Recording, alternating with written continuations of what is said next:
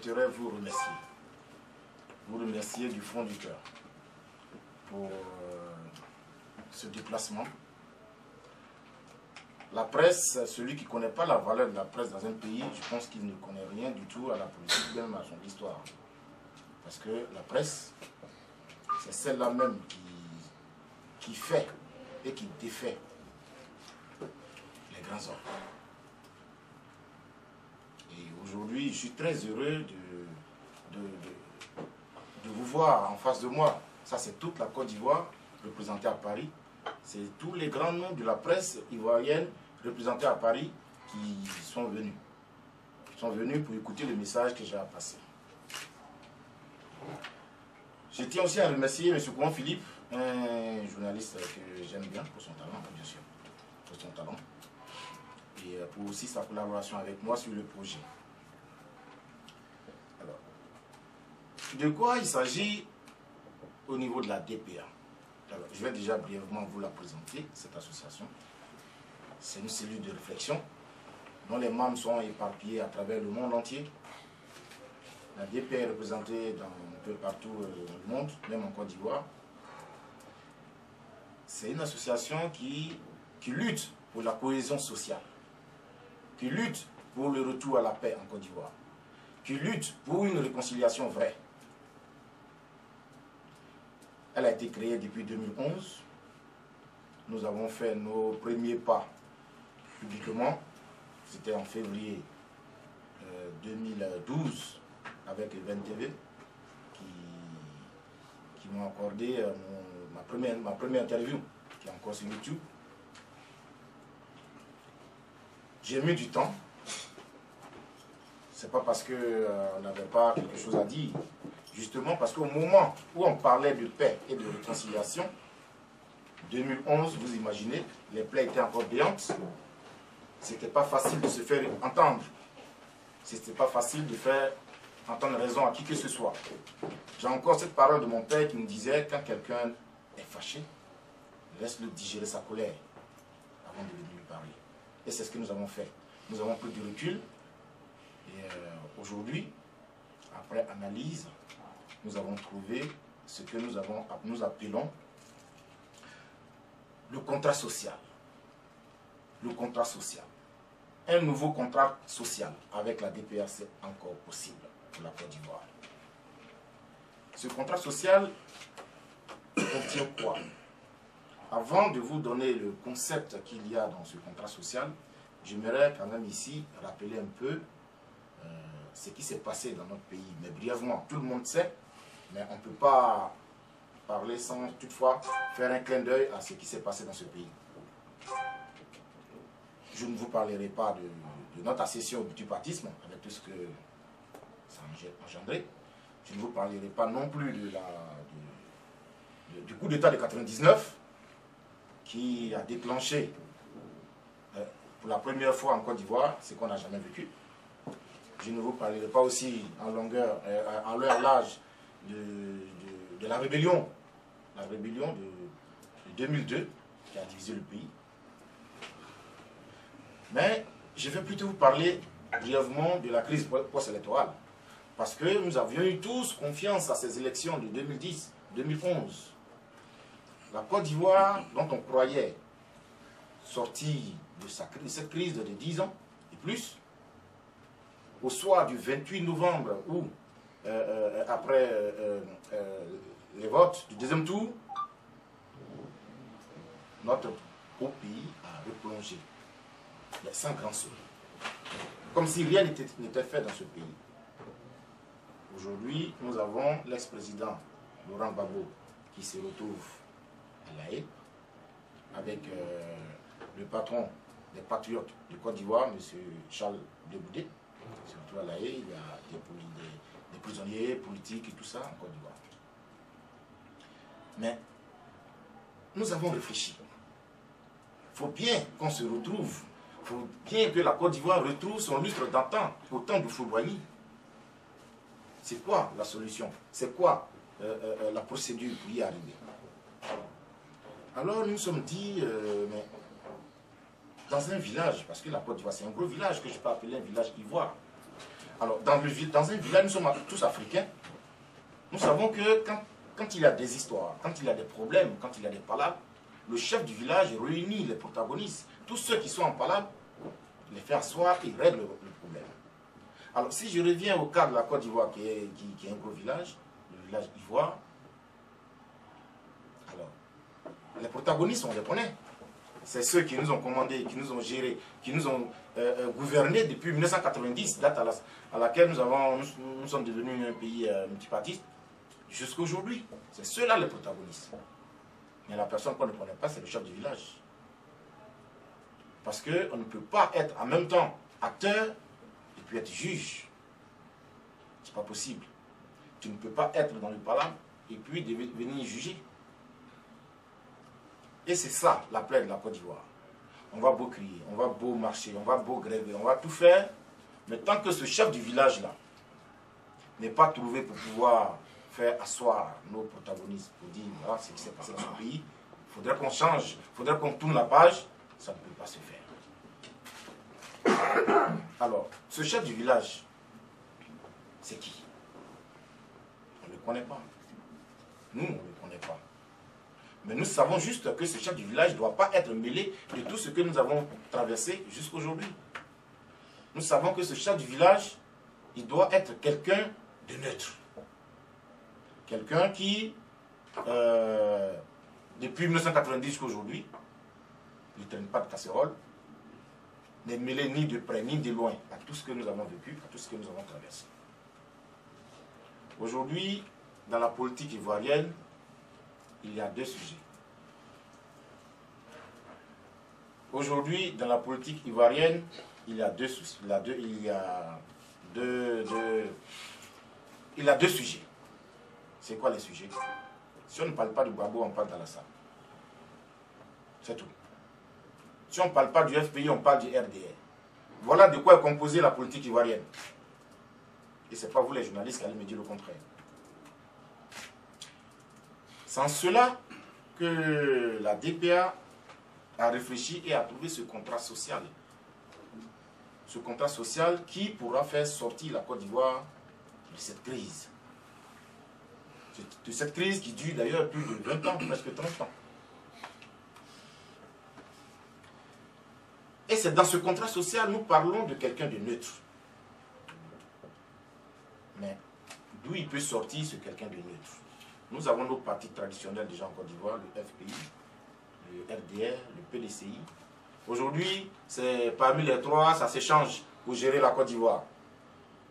Mais nous disons à la DPA que c'est la complicité de ces trois partis-là, la complicité de Bédié, Gbagbo, Alassane, c'est leur complicité, leur collaboration, la manière dont ils ont travaillé ensemble qui nous a emmenés dans ce que nous vivons aujourd'hui comme crise. Alors, le RDR par exemple, est-ce que le RDR peut réconcilier les Ivoiriens? C'est une question qu'on se pose. Est-ce que le RDR peut réconcilier les Ivoiriens?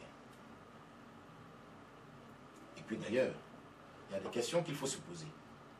Le président actuel, qui fait des œuvres, il construit des ponts, il construit des routes, il nous annonce une économie qui était à 2 chiffres, maintenant c'est à 8% ou 9%, des trucs comme ça. Logiquement, les Ivoiriens devraient être heureux. Mais vous ne me direz pas le contraire. Il y a une bonne partie des Ivoiriens qui boudent son travail. Qui, ma foi, refuse son autorité. Et pourquoi? Pourquoi il refuse son autorité? Vous voyez, quand quelqu'un rentre dans votre maison, sur vos yeux, il tue votre père. Il prend possession de votre maison. Il y vit. Il fait de votre maman sa femme. Et il y vit. Ce monsieur, il va vous donner des millions. Il va vous acheter des villas. Il va vous acheter des maisons. De l'argent. Mais je ne crois pas que vous allez accepter son autorité. Malgré tout le bien, tout le matériel qu'il va vous donner, je ne suis pas sûr que vous allez accepter son autorité. C'est ce qui se passe en Côte d'Ivoire. Aujourd'hui, quand on voit le parti du président au pouvoir, qui est le RDR, nous ne sommes pas dans ces polémiques de rébellion, non. Mais dès lors que les patrons de la rébellion, à l'instar du PAN, du président de l'Assemblée nationale qui est Soro Diop, il devient député RDR, on dit les amis de mes ennemis sont mes ennemis. Cet adage, tout le monde connaît. Et donc, pour ça, une bonne partie des Ivoiriens boudent tout ce que le pouvoir fait, parce qu'ils composent avec cette rébellion, qui, sans transition aucune, est venue gérer la Côte d'Ivoire. Nous commande, ils sont là. Ce n'est pas une histoire de pro-Gbagbo, pro-FPI, non, pas du tout. Si, le FPI et tout ça, ils ont leurs problèmes avec, mais cette partie d'Ivoiriens qui n'a rien à voir avec la politique, mais qui a peur du grand, qui a peur du gros, ceux-là aussi, voilà, ils boudent. Voilà. Et c'est pourquoi aujourd'hui, la réconciliation ne peut pas avancer. Alors nous disons qu'avec ça, le RDR fait partie intégrante de cette crise. Le RDR ne peut pas réconcilier les Ivoiriens. Le FPI, qui a vu son pouvoir mis en ballottage depuis 2002 par cette rébellion qui est aujourd'hui, qui marche avec le RHDP, qui marche avec le pouvoir, qui est au pouvoir d'ailleurs, eux, ils n'attendent que leur match retour. Vous ne me direz pas le contraire, ça me... Voilà. Donc, vu tout ça, vu cette façon de voir les choses, nous estimons que le FPI aussi, s'il vient au pouvoir, il ne peut pas réconcilier les Ivoiriens. Bien. Il ne reste que le PDCI.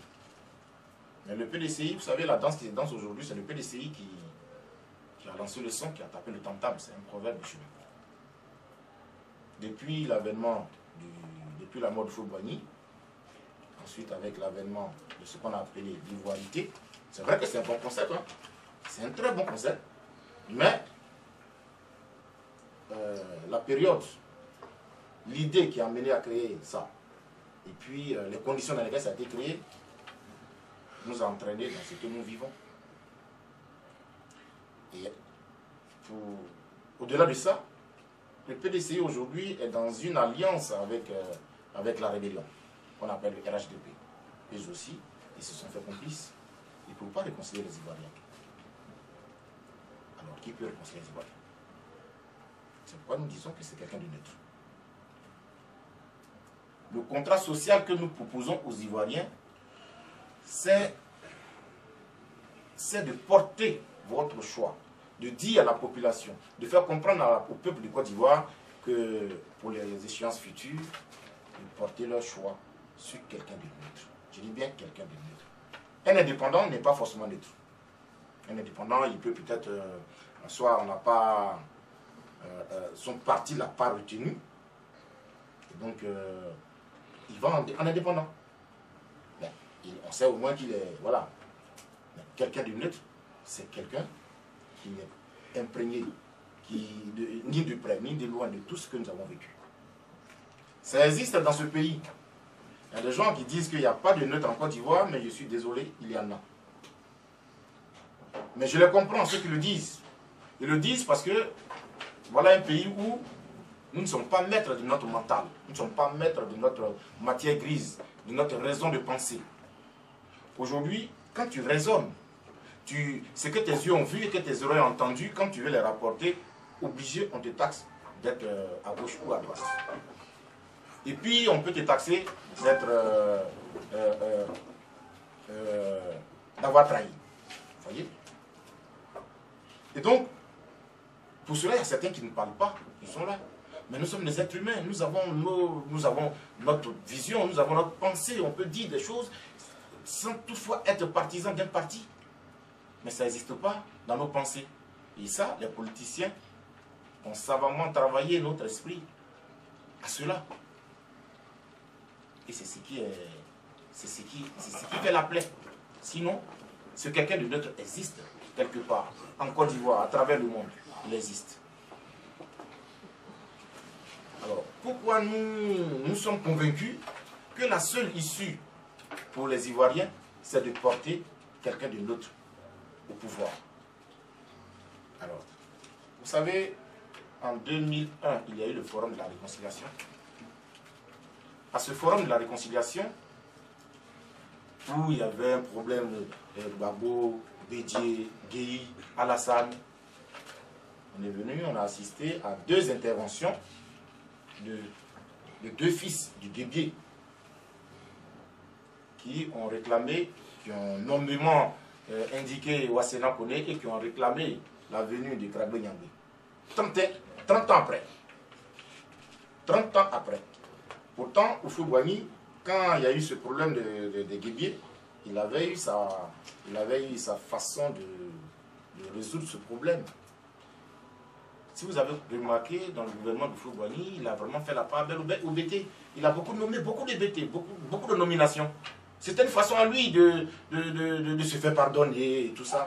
Mais cette volonté politique, ça n'a pas porté. 30 ans après, on nous a envoyé ce problème-là sur le plateau.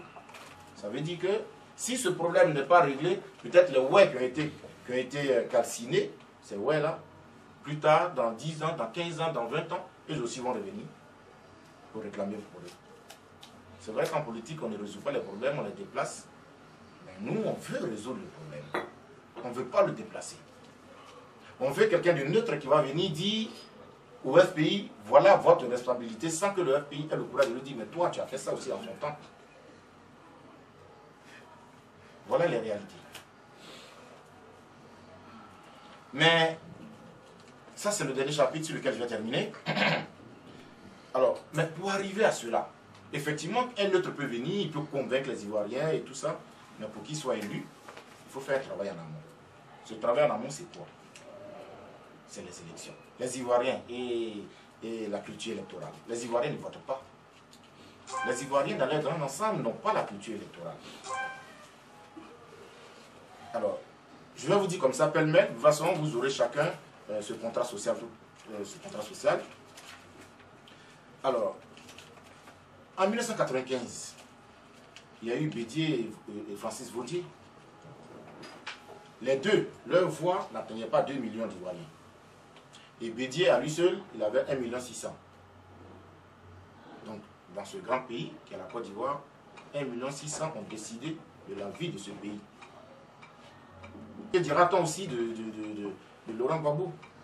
Laurent Gbagbo, le grand Laurent Gbagbo, qui est à la base de la démocratie en Côte d'Ivoire.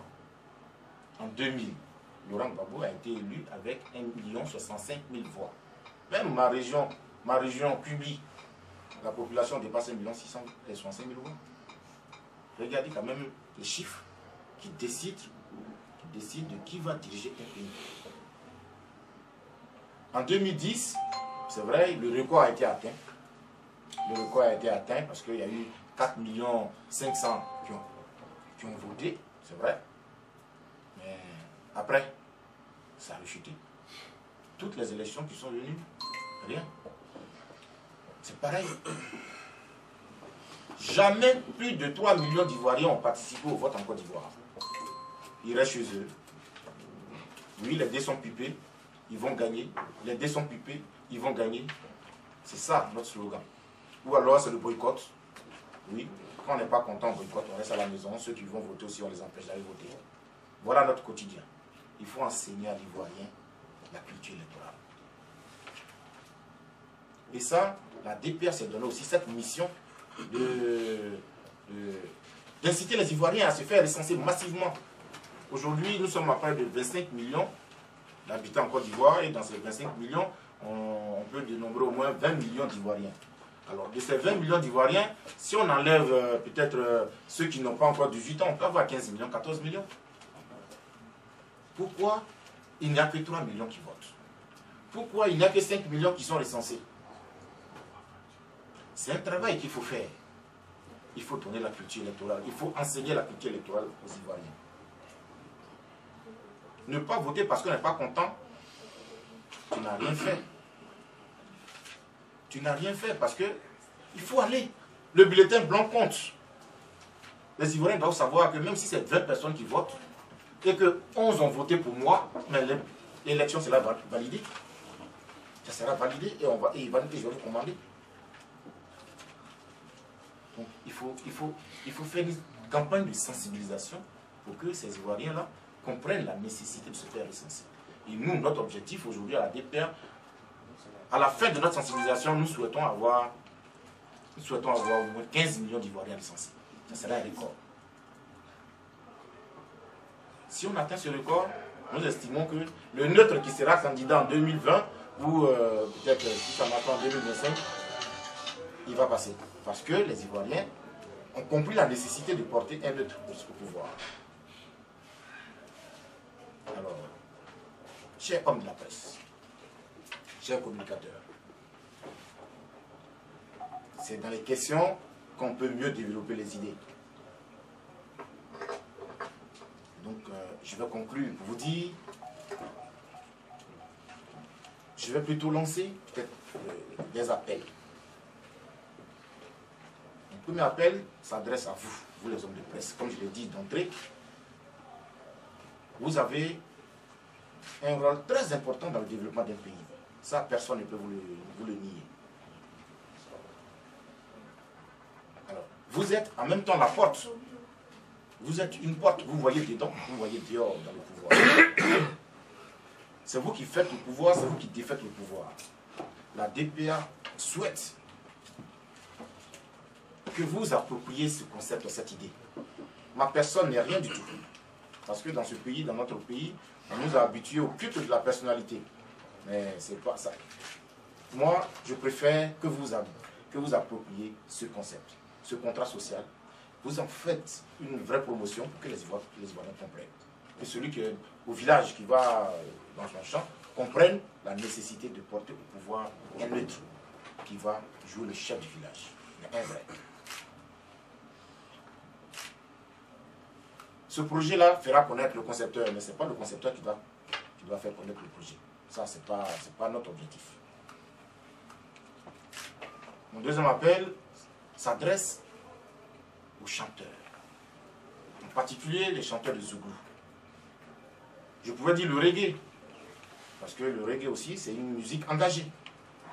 Mais je dis le Zouglou, c'est la musique de chez moi. C'est la musique du terroir. C'est la musique qui nous a bercés. C'est un état d'esprit, c'est une philosophie. Le Zouglou, nous connaissons comment est son impact dans un pays, dans notre pays. Donc, je lance un vivant appel aux chanteurs de Zouglou. S'ils étaient des joueurs, j'allais dire de se mouiller le maillot. Donc comme c'est des chanteurs, ils n'ont qu'à mouiller le micro. De faire cette fois-ci des compositions dans ce sens, pour que le peuple comprenne qu'il faut porter quelqu'un de neutre au pouvoir. C'est la seule alternative. Aujourd'hui, ça peut ne pas passer. Aujourd'hui, on peut ne pas comprendre la nécessité de ce que nous disons. Mais nous sommes convaincus que d'ici 10 ans, 15 ans, 20 ans, on dira, ah non, le jeune homme, la DPR, il avait raison. Parce que ces peuples meurtris, que ce soit le peuple guébier, que ce soit le peuple sans-lui, que ce soit les ouais, c'est des peuples à réhabiliter. À réhabiliter dans leur dignité, mais qui peut le faire? Quelqu'un de neutre. Un neutre au pouvoir, il a beaucoup d'avantages. Parce que quelqu'un de neutre au pouvoir, imaginez, en 2020, quelqu'un de neutre au pouvoir, il n'a pas de parti, mais lorsqu'il y a les élections législatives, évidemment, chaque parti va aux élections par égal. Parce qu'ils n'ont pas quelqu'un au pouvoir qui a la présence. Ils vont tous combattre. Celui qui va remporter le siège de l'Assemblée nationale, ouais, ce dernier, ce parti-là, sera le parti le plus implanté en Côte d'Ivoire. Parce qu'il allait jusqu'à ce fauteuil sans compter sur quelqu'un qui est président. Sans compter sur un parti qui est au pouvoir. Ça aussi, c'est un avantage. Aujourd'hui, on a des problèmes diplomatiques à traiter. Quelqu'un de neutre peut porter ses projets diplomatiques sans parti pris. Suivez mon regard.